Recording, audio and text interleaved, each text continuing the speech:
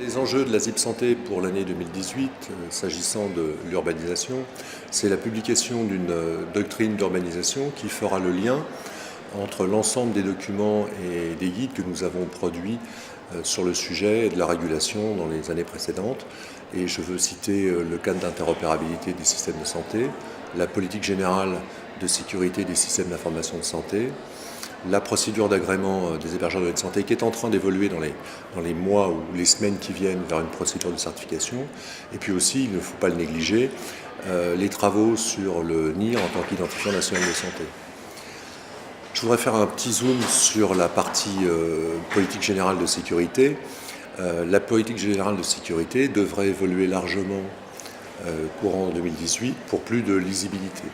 L'idée est de produire une doctrine qui soit le document chapeau de la politique générale de sécurité, qui traite en particulier de l'authentification des acteurs.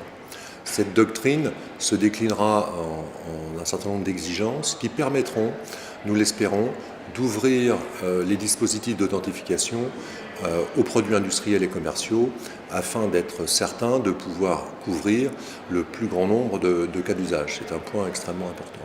Et puis, dans le domaine de la politique générale de sécurité, nous avons aussi un volet très important sur la valeur probante.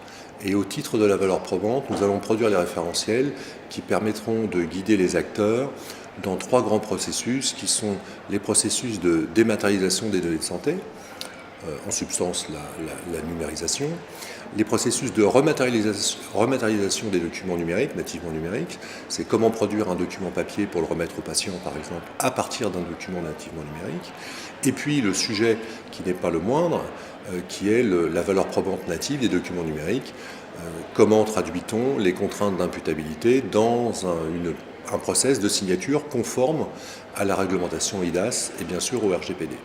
Voici les grands axes des travaux que nous allons mener en 2018.